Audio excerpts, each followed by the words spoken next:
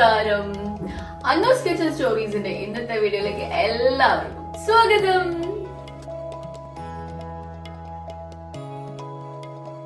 അപ്പൊ ഇന്ന് 4ാമത്തെ ദിവസമായി. ഇന്ന് നമ്മൾ എന്ത് ഉണ്ടാക്കാൻ പോകുന്ന അറിയാം ഓണം സീരീസില്. ഇന്ന് വളരെ സിമ്പിൾ ആയിട്ടുള്ള ഒരു ഡിഷാണ്. ഇന്ന് ഒരു റെസിപ്പിയേ ഉള്ളൂ കേട്ടോ. ഇന്നത്തെ റെസിപ്പി എന്ന് പറയുന്നത് ബീട്രൂട്ട് പച്ചടിയാണ്. അപ്പൊ നമുക്ക് ബീട്രൂട്ട് പച്ചടി എങ്ങനെയാക്കാൻ നോക്കാം.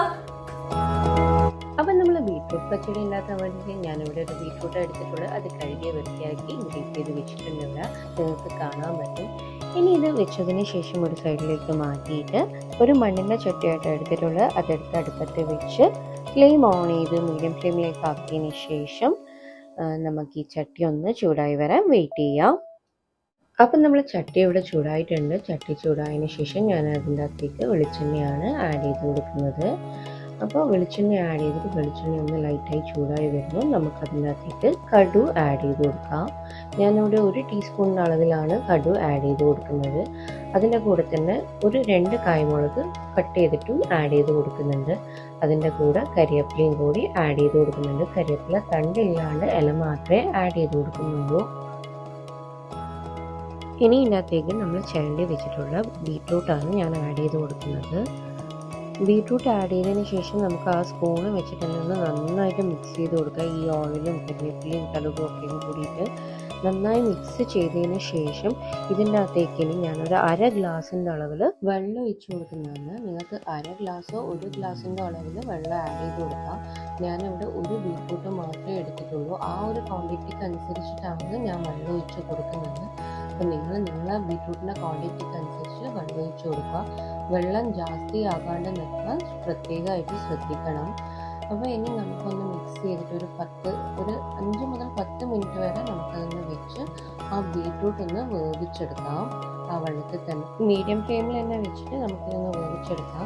ഇത് വെന്ത് വരുന്ന ടൈമിൽ നമുക്കിതിൻ്റെ അരവ് റെഡിയാക്കാം. ഇവിടെ അരവ് റെഡിയാക്കാൻ വേണ്ടിയിട്ട് തേങ്ങയും ഒരു പകുതി പച്ചമുളകും അതിൻ്റെ കൂടെ ജീരകവും എടുത്തിട്ടുണ്ട് ഞാൻ. അതൊന്ന് മിക്സിയിലിട്ട് അരച്ചെടുക്കാം കുറച്ച് വെള്ളവും ചേർത്തിട്ട്. എന്നിട്ട് ആ അരവ് നമുക്ക് ഈ ബീട്രൂട്ടിൻ്റെ ഇതിനകത്തേക്ക് ഒഴിച്ചു കൊടുക്കാം.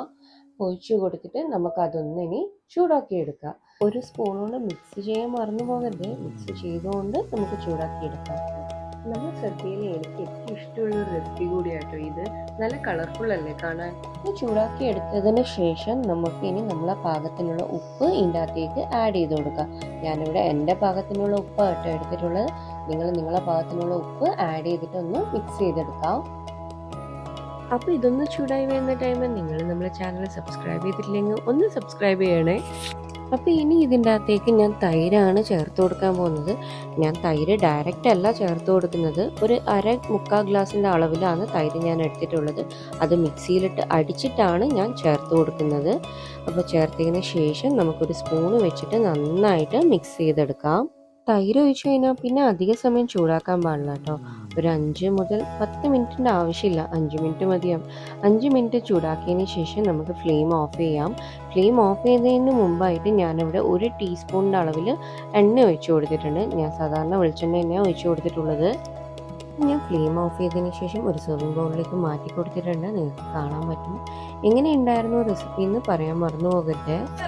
വളരെ സിമ്പിൾ ആയിട്ടുള്ള ഈസി ആയിട്ടുള്ള റെസിപ്പിയാണ്. നിങ്ങൾക്ക് എല്ലാവർക്കും ഇഷ്ടപ്പെട്ട് കാണുന്നു ഞാൻ പ്രതീക്ഷിക്കുന്നു. ഇഷ്ടപ്പെട്ടിട്ടുണ്ടെങ്കിൽ എങ്ങനെ ഉണ്ടായിരുന്നു എന്ന് കമന്റിൽ പറയാൻ മറന്നു പോകരുത്. കമന്റിൽ മാത്രമല്ല, നിങ്ങൾക്ക് ഇഷ്ടപ്പെട്ടിട്ടുണ്ടെങ്കിൽ ലൈക്ക് ചെയ്യാനും മറന്നു പോകരുത്. ഈ ഓണം സീരീസ് നിങ്ങൾക്ക് ഇഷ്ടമായിട്ടുണ്ടെങ്കിൽ എങ്ങനെ ഉണ്ടായിരുന്നു എന്ന് കമന്റിൽ പറയണേ. അപ്പോ അതുപോലെ സബ്സ്ക്രൈബ് ചെയ്യണേ. നമ്മുടെ ചാനൽ കാണുന്നുണ്ടെങ്കിൽ സബ്സ്ക്രൈബ് ചെയ്തിട്ട് വീഡിയോസ് കാണണേ. അപ്പോഴേ നിങ്ങൾക്ക് നമ്മുടെ വീഡിയോസ് എല്ലാം അപ്ഡേറ്റ് ആയിട്ട് കാണാൻ പറ്റുള്ളൂ. അപ്പൊ വീണ്ടും നല്ലൊരു വീഡിയോ ആയിട്ട് നാളെ കാണുന്നവരെ